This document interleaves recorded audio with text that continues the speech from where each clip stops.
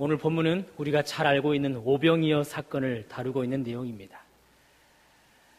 우리 주님께서 물고기 2마리 그리고 보리떡 5개, 이 보잘것없는 어린아이의 도시락만 가지고 남자만 무려 5,000명을 먹이시고 남기시는 기적을 베푸셨습니다. 학자들은 어린아이, 여자들 포함하면 무려 2만 명 이상을 먹이셨을 사건이라고 이야기합니다.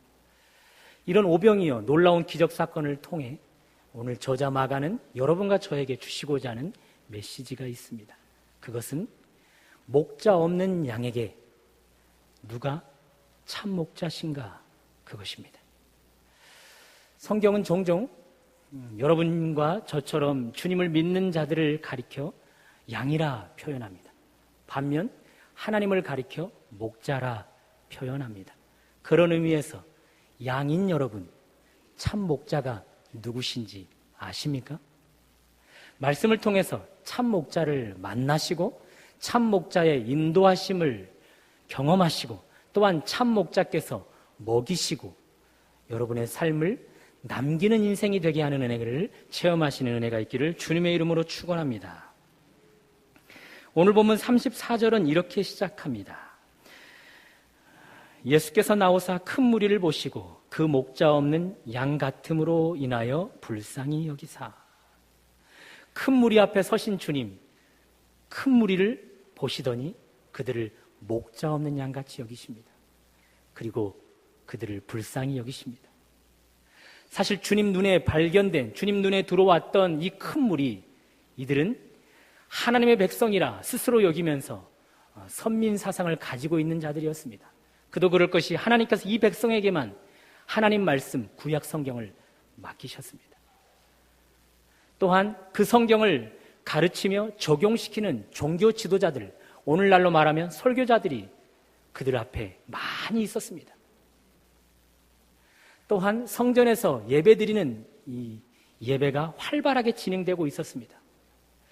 그렇다면 말씀을 가졌습니다. 말씀을 전달하는 설교자들도 많이 있습니다. 뿐만 아니라 성전 예배가 활발히 펼쳐지고 있습니다. 그리고 하나님의 백성으로 스스로 여기는 자들입니다. 이 모든 조건을 가진 그들을 볼 때 이들을 양으로 비유한다면 목자 없는 양 같습니까? 목자 있는 양 같습니까? 불쌍해 보이는 존재들입니까? 행복하게 보이는 존재들입니까? 오늘 성경은 그들이 불쌍해 보인답니다. 예수님의 눈에 들어온 그들이 다 목자 없는 양처럼 보인답니다. 그러면 이유가 있지 않겠습니까? 왜 예수님은 이들을 목자 없는 양으로 대하시는 걸까요? 왜 이렇게 불쌍히 여기시는 걸까요? 앞에서 말씀드렸던 그들이 가진 조건, 하나님의 성경을 가졌지만 그 성경이 올바르게 사용되지 않고 있었던 것이죠. 종교 지도자들, 설교자들이 말씀을 적용시키지만 그들의 변질이 있었습니다. 또한 성전 예배가 있었지만 성전의 순기능보다 역기능적인 일이 많았었던 것이죠. 나아가 선민이라 스스로 여기는 그들의 삶 속에 거룩한 삶은 찾아볼 수 없었던 것입니다. 이처럼 그들이 가진 모든 조건이 변질되고 세속화되어진 이런 총체적인 문제 때문에 예수님의 눈에 들어온 그들 하나같이 목자 없이 보입니다. 불쌍해 보입니다. 그러나 얼마나 감사합니까? 우리 주님이 친히 그들의 목자가 되어주시려고 하시니 말입니다. 친히 우리 주님이 그들을 불쌍히 여겨주시니 말입니다. 사랑하는 여러분, 우리는 이렇게 좋은 예배당에서 지금 예배를 드리고 있습니다. 하나님의 은혜로 요즘 보기 드문 외적, 내적 부흥을 경험하고 있는 그런 공동체 안에 여러분과 저는 속해 있습니다. 그렇다면 여러분과 저를 우리 주님이 바라보신다면 어떻게 비춰질까요?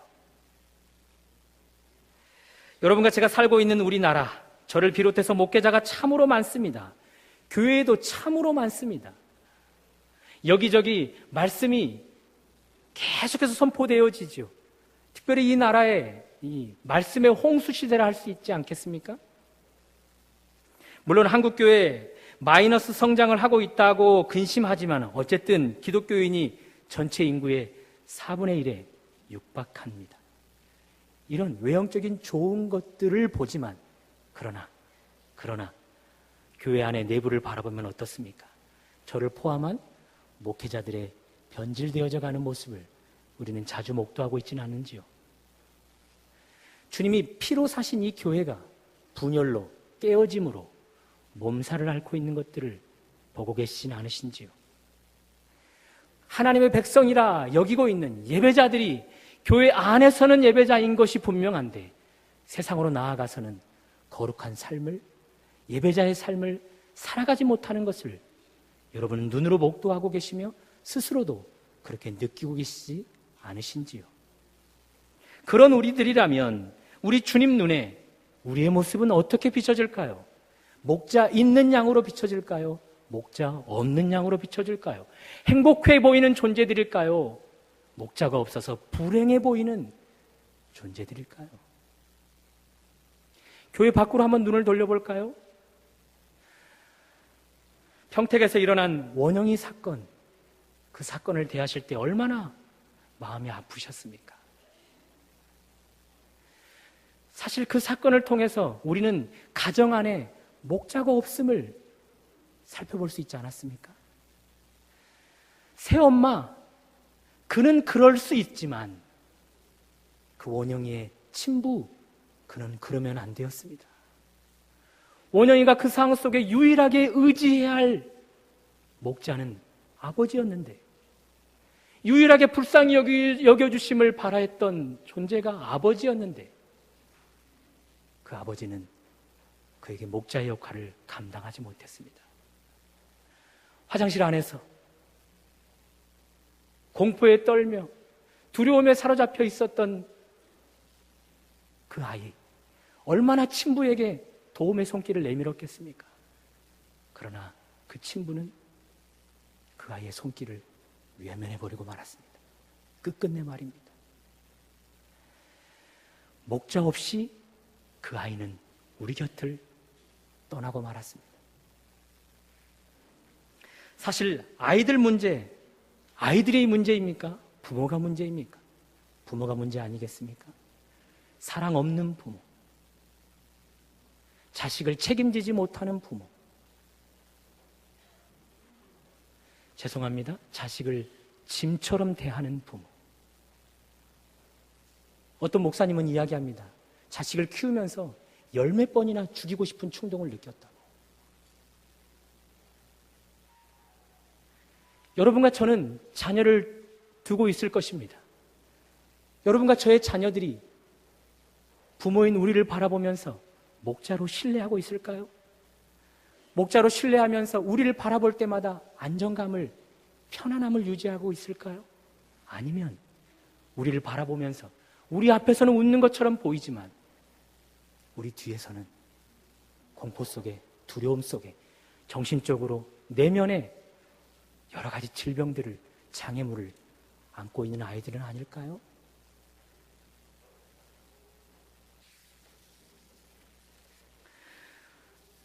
자녀를 두고 계시는 여러분, 크고 작은 강도만 다를 뿐 우리 자녀들을 원영이처럼 대하고 계시지는 않으셨는지요? 3월에 대학 문화가 확 달라졌답니다. 과거는 입시 지옥에서의 유일한 탈출구가 대학 입학이었습니다. 그 입시 지옥에서 유일한 해방구가 대학 입학이지 않았습니까?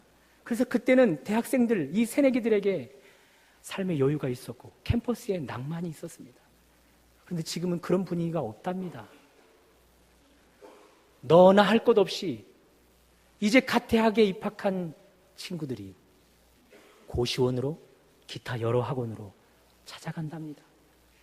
입시 전쟁을, 취업 준비를 미리 하는 것이죠.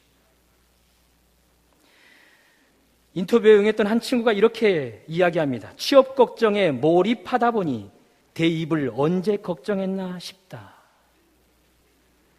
입시 전쟁 때 그 힘든 어려운 상황을 돌파했는데, 그 산을 간신히 넘었는데 이제 취업이라는 이 문턱 앞에 그들은 또 큰 산을 만나고 맙니다. 초등학교에서는 이런 일들이 있었답니다. 뽀로로라는 캐릭터의 인물들을 가지고 반 아이들을 평가하는 교사가 있었다죠. 말을 잘 들으면 좀 높은 등급, 말을 안 들으면 크롱이라는 낮은 등급을 매겨서 차등을 두는 것이죠. 불이익을 주는 것입니다. 교회 밖 가정을 둘러봐도, 학교를 둘러봐도, 대학가를 둘러봐도 누구나 다 목자 없는 양같이 보입니다. 불쌍히 여겨주어야 할 대상들처럼 보입니다. 그렇다면 청년이며 장년인 여러분들은 어떻습니까? 사회생활 속에서 나를 지켜줄 목자를 경험하고 계십니까? 나의 자리를 안전하게 책임져줄 그런 목자가 여러분의 삶의 현장에는 있으십니까? 취업의 문제를 해결해줄, 결혼의 문제를 해결해줄, 그런 일에 바르게 인도해줄 참 목자가 있으십니까? 대답하기 어려워도 괜찮습니다. 설교자로서 바람이 있다면 오늘 주님 눈에 비춰진 여러분의 모습이 목자 없는 양처럼 비춰지기를 바랍니다. 스스로가 누군가의 불쌍히 여겨야 함을 받아야 하는 존재처럼 여길 수 있기를 바랍니다. 그때 참 목자가 여러분을 만나주실 것이기 때문에 그렇습니다. 그런 은혜가 말씀을 듣는 여러분과 저에게 있기를 주님의 이름으로 축원합니다. 그렇다면 우리의 참 목자는 누구실까요? 우리를 불쌍히 여겨주실 참 목자는 누구실까요? 구약성경을 조금 살펴보면서 참 목자가 누구신지 발견해 볼 수 있기를 바랍니다. 오늘 주님이 큰 무리를 보실 때 목자 없는 양같이 여기셨다라는 표현을 합니다. 이 표현은 과거 구약시대에 살았던 모세라는 사람이 처음으로 사용한 표현법입니다. 목자 없는 양. 과거 하나님께서는 애굽이라는 나라에서 종 생활을 하고 있던 이들을 출애굽시키고 싶으셨습니다. 그래서 지도자를 세웠는데 그 지도자가 모세입니다. 모세를 통해 이들을 출애굽시켰습니다. 모세는 수십 년간 그들의 목자가 되어서 이들의 길을 안전하게 이끌었었죠. 그러던 어느 날 스스로의 임종이 가까웠음을 깨달았습니다. 하나님의 부르심이 있을 것을 깨달았습니다. 그래서 하나님 앞에 기도합니다. 이런 기도문으로 말입니다. 들어보십시오. 하나님이시여, 원하건대 한 사람을 이 회중 위에 세워서 그들 앞에 출입하며 그들을 인도하여 여호와의 회중이 목자 없는 양과 같이 되지 않게 하옵소서. 하나님의 백성이, 하나님의 회중이 목자 없는 양같이 되지 않도록 지도자, 목자를 세워주세요. 하나님은 모세의 기도를 들으셨고 모세의 기도대로 그 회중 앞에, 그 백성 앞에 여호수아라는 목자를 세우셨습니다.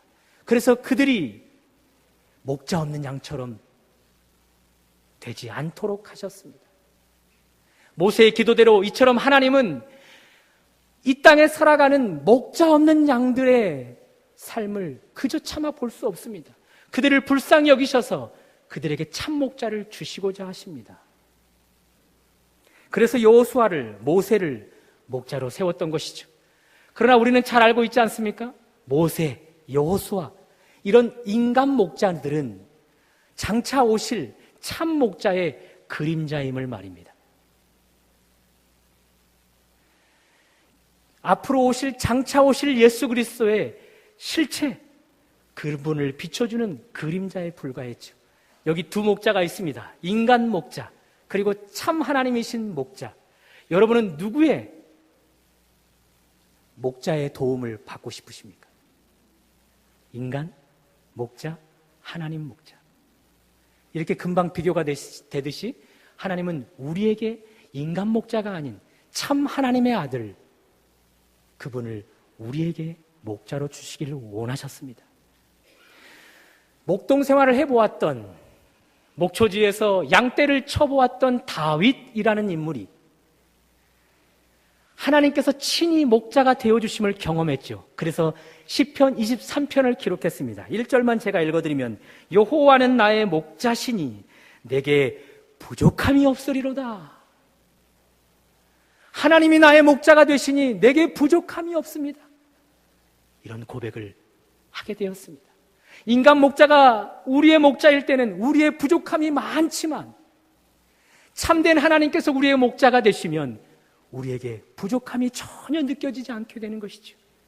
그것을 알기 때문에 하나님은 인간 목자를 통해서 참 목자, 그 아들 목자를 우리 가운데 보내시기를 원하신 것입니다.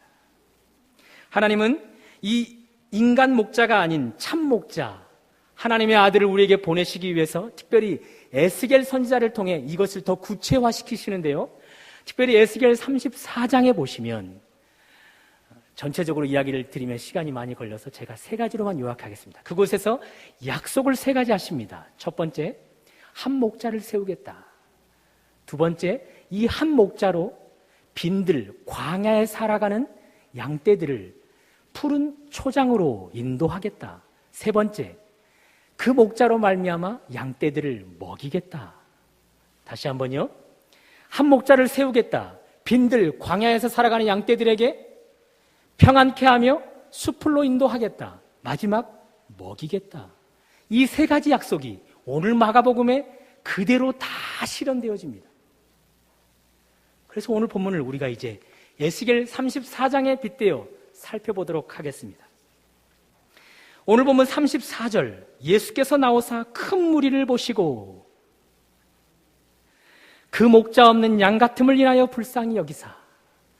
예수님께서 나오사 큰 무리 앞에 섰습니다. 그 큰 무리, 주님의 눈에 목자 없는 양들입니다. 그러므로 에스겔 선지자, 큰 목자, 한 목자를 세우겠다, 이 약속이 오늘 마가복음 6장에서 실현되고 있습니다. 목자 없는 큰 무리, 그 양떼들 앞에 주님이 서셨습니다. 아니, 하나님께서 참 목자를 그 목자 없는 양떼들 앞에 세우셨습니다.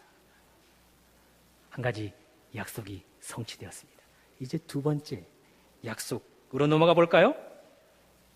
한 목자를 양떼 위에 세우셨습니다. 두 번째 약속은 무엇이었습니까? 그 목자로 양떼를 빈들에서 그리고 광야에서 살아가는 그곳에서 안전하게 지킬 것이며 푸른 풀밭으로 궁극적으로 이끌어갈 것이다 약속이었습니다. 그것이 오늘 본문에도 역시 성취되어지는데요.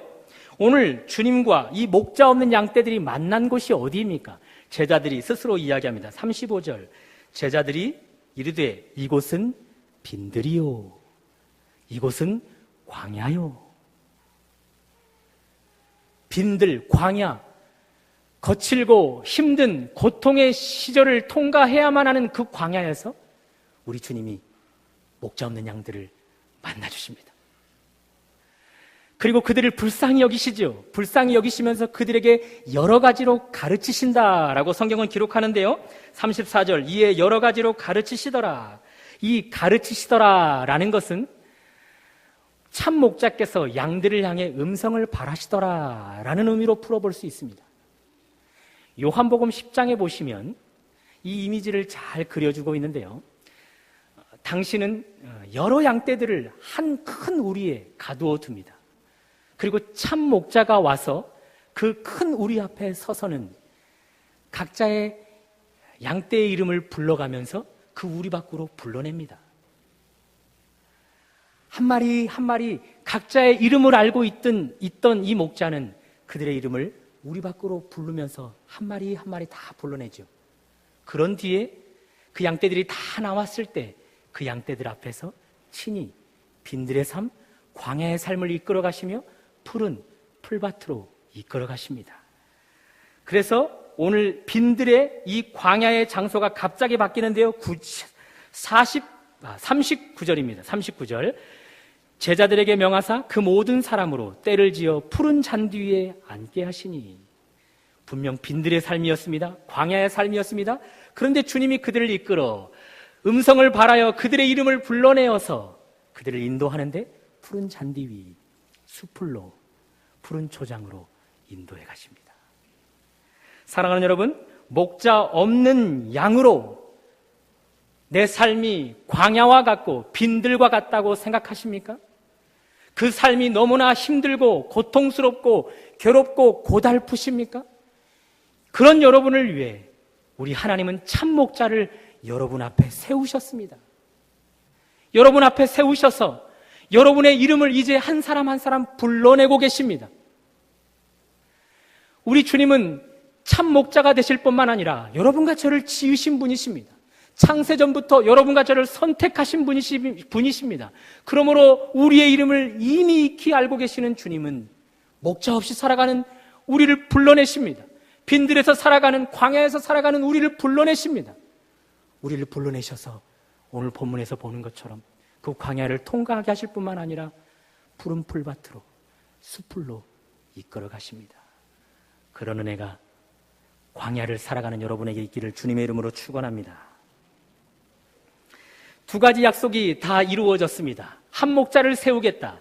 두 번째, 그 목자로 말미암아 빈들 광야의 삶을 통과하게 하겠다. 숲풀의 삶으로 인도하겠다. 이제 마지막 무엇이 남았습니까?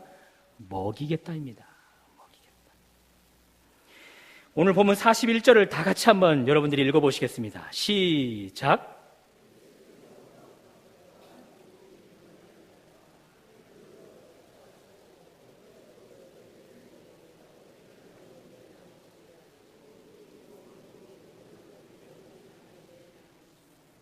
본문에서 보는 것처럼 우리 목자는 그들 앞에 설 뿐만 아니라 그들을 불러내어 푸른 초장으로 인도할 뿐만 아니라 그들을 먹이십니다. 성인 남성만 5,000명, 어린아이 여자 포함하면 2만 명을 먹이십니다. 우리 주님이 나 같은 사람도 기억하실까? 나같이 초라한 인생도 기억하실까? 이런 많은 양떼들이 있는데 그 틈에서 나를 기억하시면서 나에게도 먹이실까? 염려하는 분들 계십니까? 염려하지 마십시오. 우리 주님은 그런 여러분들도 먹이십니다. 먹이시고 풍성히 배부르게 먹이십니다. 우리 주님에게는 불가능한 일이 없으시죠. 어린아이의 떡 5개, 물고기 2마리, 그 보잘것없는 것을 가지고도 2만을 먹일 수 있는 분이시라면 여러분과 저에게 왜 무엇을 먹이지 못하실 분이겠습니까? 그러므로 여러분, 우리 주님은 구약에 예언된 참 목자십니다.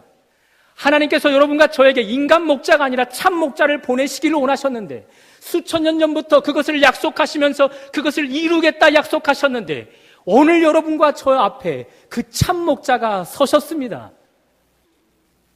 그 목자께서 여러분과 저의 이름을 알고 친히 우리 이름을 부르실 때 그 이름에 응답하실 수 있기를 바랍니다.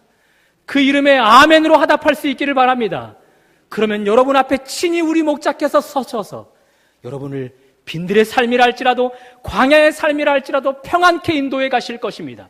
푸른 초장으로 인도해 가실 것입니다. 뿐만 아니라 그 푸른 초장에서 우리를 먹이시되 배부르도록 먹이실 것입니다. 그런 주님을 경험하셔서 이제 우리도 다윗처럼 이런 고백을 할 수 있었으면 좋겠습니다. 여호와는 나의 목자시니 내게 부족함이 없으리로다. 한번 다 같이 따라해 볼까요?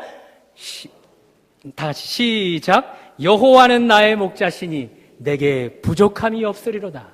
이 고백의 주인공들 되시기를 바랍니다. 그렇다면 참 목자이신 우리 주님은 우리를 이렇게 목자로 대하시는데 그리고 먹이시는데 우리에게 먹이셨던 이 본문의 보리떡 5개 그리고 물고기 2마리 이것은 오늘날 우리에게 어떻게 적용이 될까요? 또 한번 힌트를 가지고 저의 논리를 한번 잘 따라와 보시기 바랍니다. 먼저 35절을 보시면 때가 저물어가매입니다. 이들이 오병이의 기적을 체험했던 그 시간대가 저물어가매입니다. 저물어가매. 두 번째 41절입니다. 떡 5개와 물고기 2마리를 가지고 하늘을 우러러 축사하시고 떼어입니다. 하늘을 우러러 축사하시고 떼어. 저물어. 두 번째는 하늘을 우러러 축사하시고 떼어. 오늘 이 오병이어 기적 사건 이후 우리 주님은 십자가를 지십니다. 십자가를 지시기 전, 바로 전날 예수님께서는 제자들과 최후의 만찬을 나누시죠. 그 최후의 만찬을 나누시던 그 배경이 마가복음 14장에 잘 기록되어 있습니다. 그 시간대가 언제인 줄 아십니까? 저물매입니다. 저물매. 그리고 최후의 만찬에서 주님께서 행하신 일이 무엇인 줄 아십니까? 하늘을 우러러 축사하시고 떼는 일을 하셨습니다. 마가복음 14장 22절을 제가 읽어드립니다. 그들이 먹을 때에 떡을 가지사 축사하시고 떼어 제자들에게 주시며 이르시되 받으라 이것은 내 몸이라 하시고, 또 23절 잔을 가지사 축사하시고 그들에게 주시며 이르시되 이것은 많은 사람을 위하여 흘리는 나의 피 곧 언약의 피니라. 주님이 하늘을 우러러 축사하시고 떼어주신 것이 주님의 살이었습니다.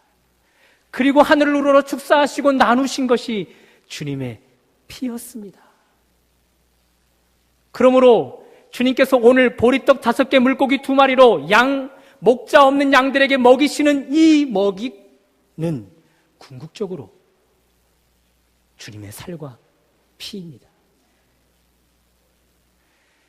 주님께서 친히 축사하셔서 떼어주시는 주님의 살과 피를 먹고 마시는 자는 참 목자와 관계가 회복될 수 있기 때문에 그렇습니다. 요한복음 6장 56절 내 살을 먹고 내 피를 마시는 자는 내 안에 거하고 나도 그의 안에 거하나니.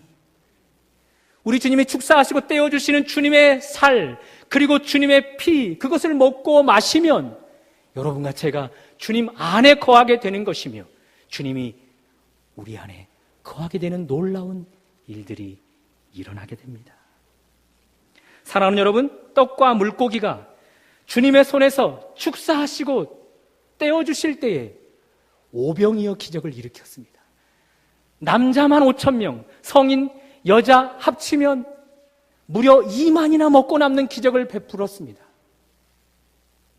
주님의 손에서 그것이 떼어지고 찢겨지고 그리고 깨졌을 때 그것이 놀라운 기적으로 나타나게 되었습니다. 하물며 보리떡 5개 물고기 2마리도 그렇게 놀라운 기적을 일으킨다면 주님이 스스로의 몸을 축사하시고 우리에게 친히 떼어주셔서 그것을 우리가 먹고 마신다면, 주님이 친히 찢겨지시고 깨어지시고 쪼개어지셔서 우리에게 그것을 먹이로 주신다면 그것을 먹고 마시는 우리는 얼마나 더 큰 기적을 경험하겠습니까? 보리떡 5개 물고기 2마리만 5,000명을 먹고도 남기는 역사가 있었다고 합니다. 여러분과 제가 주님의 살과 피를 먹고 마시면 얼마나 더 크고 놀라운 것들을 남기는 인생이 되겠습니까? 사랑하는 여러분, 하나님은 모세의 기도대로 하나님의 양떼 회중에게 목자를 허락해 주시기를 원하셨습니다. 인간 목자가 아닌 참 하나님의 아들, 그 목자를 우리 가운데 세우시기를 원하셨습니다. 빈들의 광야의 삶을 살아가는, 거칠고 힘든 삶을 살아가는 여러분과 저를 위해 하나님은 그 하나님의 아들을 우리 가운데 목자로 세우시기를 원하셨습니다. 그래서 오늘 여러분과 제 앞에 그 목자이신 주님이 서셨습니다. 서셔서 우리의 이름을 부르고 계십니다. 빈들을 통과하는 나의 자녀들아, 광야의 삶, 거치고 힘든 삶을, 아프고 괴로운 삶을 살아가고 있는 나의 양떼들아, 나와 함께 가자. 빈들의 삶을, 광야의 삶을 내가 책임지겠다. 그 삶을 내가 평안케 하겠다. 그 삶을 내가 궁극적으로 푸른 초장으로 숲으로 인도하겠다. 나를 따라오너라, 주님은 말씀하십니다. 그 음성에 우리가 반응하여 주님의 뒤를 따라가면 그 주님의 참 목자이신 주님의 뒤를 목자 있는 양으로 따라가면 주님이 우리를 먹이십니다. 배부르게 먹이십니다. 뿐만 아니라 우리를 먹이시되 그저 보리떡 5개 물고기 2마리로 먹이시는 것이 아니라 주님의 살과 피를 떼어서 우리에게 먹이실 때 우리는 기적의 사람이 되는 것입니다. 우리는 풍성한 것을 남기는 기적의 사람이 되는 것입니다. 오늘은 종료주일로 지키고 있습니다.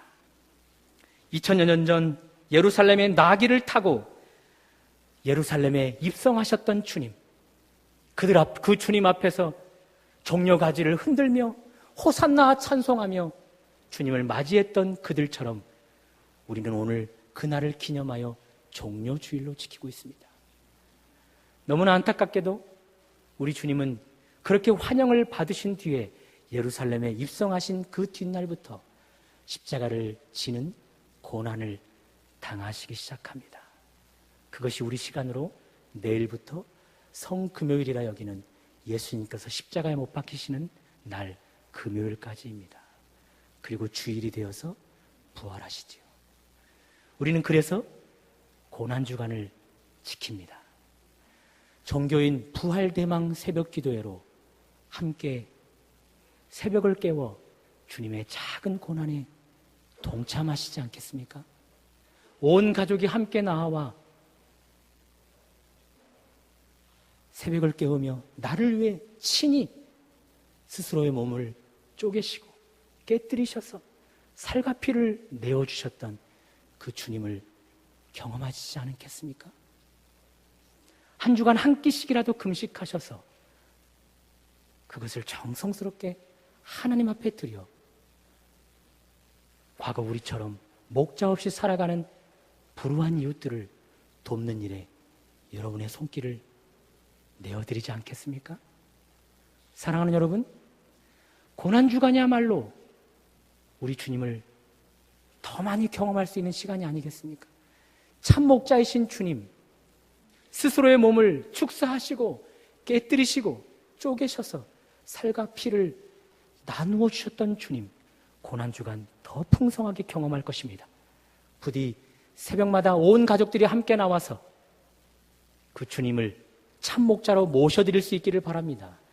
그 목자께서 여러분의 이름을 불러내실 때 주님, 제가 여기 있습니다. 목자 없이 살았던 제가, 빈들과 광야의 삶을 살아가고 있는 제가, 고달픔과 고통과 아픔 속에 살아가는 제가 여기 있습니다.